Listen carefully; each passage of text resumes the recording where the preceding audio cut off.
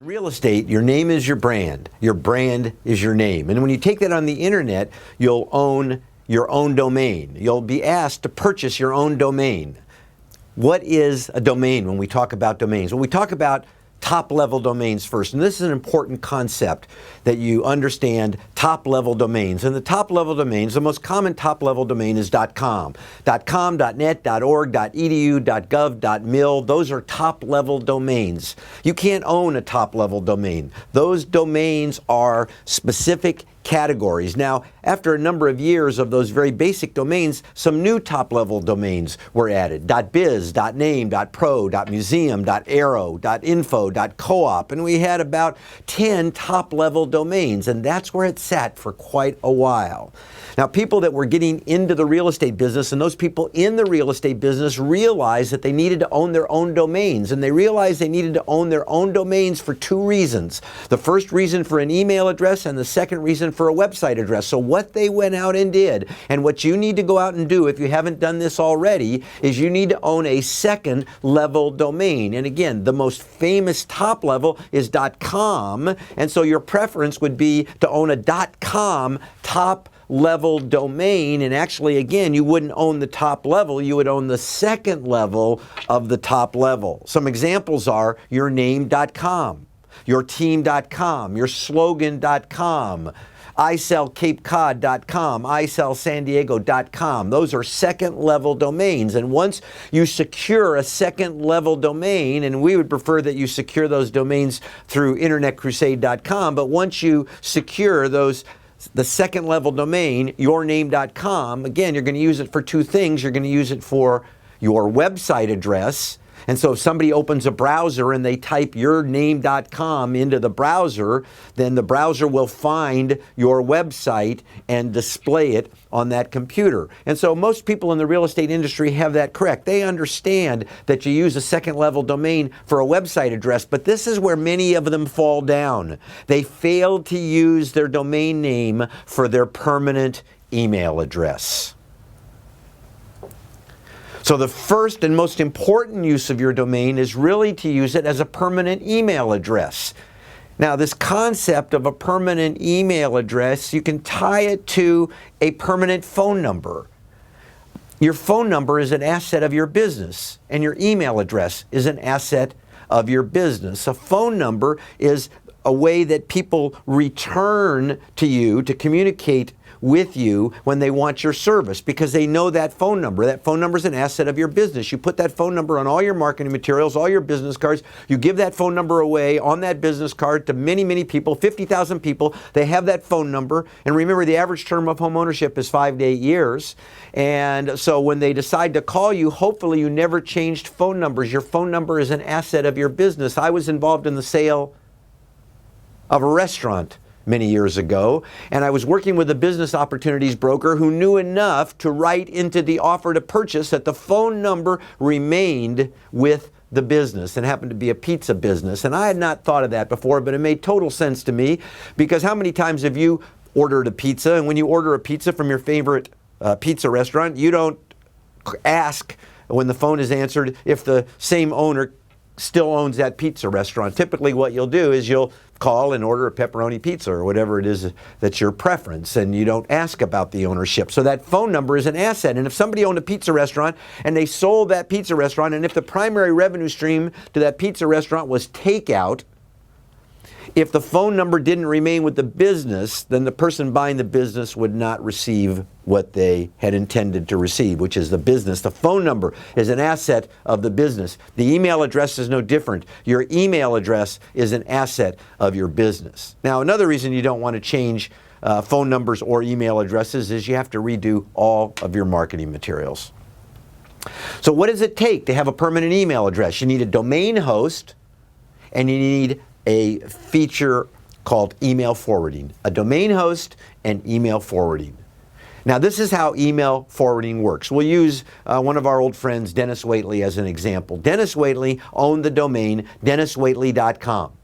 Now, he happened to get his email at America Online, and his email address was Dennis234 at AOL.com. But Dennis stopped telling people that his email address was dennis234@aol.com. He began telling everybody that his email address was dennis@denniswaitley.com. And mail sent to dennis@denniswaitley.com was then forwarded by his email forwarding account, was then forwarded to his AOL mailbox. And so when he went to get his mail, he continued to get his mail at his America Online account, but mail was being sent to dennis@denniswaitley.com. And then Dennis decided that he wanted to change internet service providers, and he went to one of these old-fashioned companies, Earthlink. And when he signed up at Earthlink, Earthlink gave Dennis a new email address, dennis@earthlink.net. Now, he didn't tell anybody that was his new email address. He didn't put that on his business cards. He didn't put that on his marketing materials.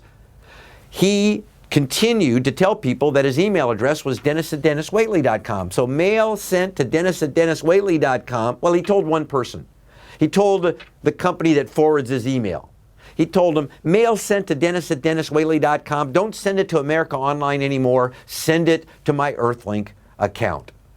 And so then Dennis decided that he would sign up at his cable company. And of course, when he signed up at his cable company gave him a new email address, dennis@thecablecompany.com. But he didn't tell anybody that was his new email address. He didn't put that on his business cards. He didn't put that on his marketing materials. He continued to tell people that his email address is dennis@denniswaitley.com. He had to tell one person. He had to tell the email host. Mail sent to dennis@denniswaitley.com. Don't send it to Earthlink. Now send it to my cable mailbox. And so now you know Dennis Waitley can change providers anytime he wants to change email providers, but what he always maintains is his email address. His email address, your email address, is an asset of your business, and you want to make sure that as you market that email address that people will always be able to reach you at that piece of email address. Here's an aside on email, and one of the reasons you want to send email to people is you want them to see your name. Real estate sales is about putting your name in front of people over and over and over again, always doing what you can to put your name in front of people over and over and over again. The average term of home ownership is 5 to 8 years. Actually, it's getting longer than that. And so what you have to do so that you're top of mind is put your name in front of people as often as you can. And one way to do that is by sending relevant email messages. And of course, in that email message should be your name. And if you have a permanent email address, that's exactly what will happen. Now here's a little tip about using email and printing your email address and your website address on your marketing materials. Use upper and lower case. The internet, the web, for email and for websites, it's not case sensitive. So it's not case sensitive. Take advantage of that on your marketing materials. Make your name stand out. Here's an example.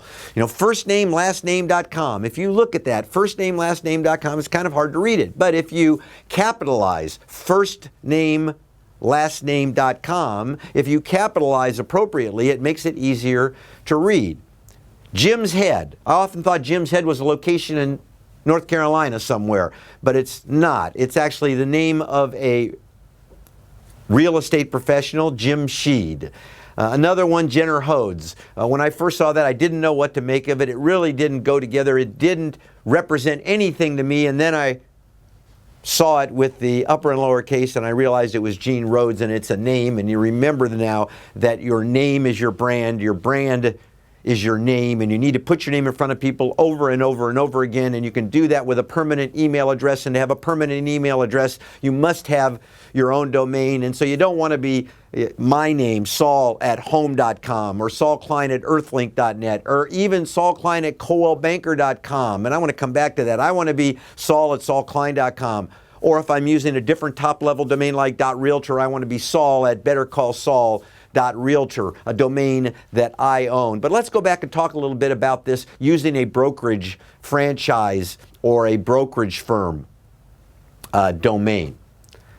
When you go to work, when I first started selling real estate, I went to work for Century 21. Had there been email at the time, I can see my broker explaining to me that he would like me to use the email address saulklein@century21.com. saulklein@century21.com. Now, if I don't know a lot about email, I might say, what a great email address. I love it. It's a very professional email address. It's got my name in it.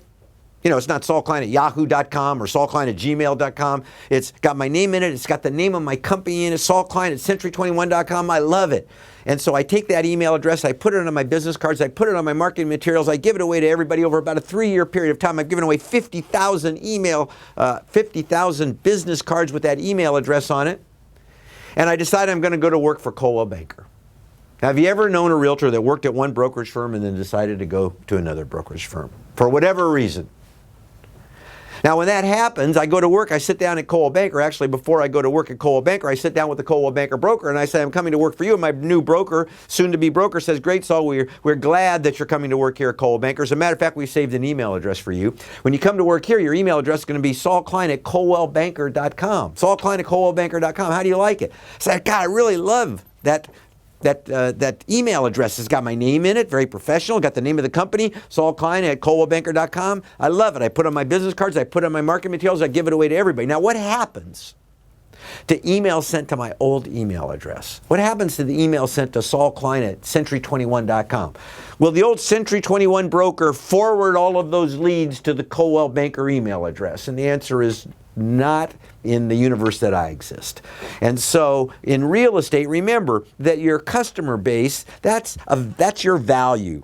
You're building a book of business. You want to take that book of business with you wherever you go. You're an independent contractor. You want to own your communication, and the only way you can do that is by owning your own domain and using it for a permanent email address. Now, if you have a permanent email address, you can also look for other features, something like what we refer to as unlimited email addressing or star email forwarding, where you can actually make up as many email addresses as you want. Something called unlimited email addressing. Anything at you.com goes to you, and you can use this as a listing differentiator, as a tracking device. You can manage spam this way. So the way it works for me is anything at saulklein.com comes to me.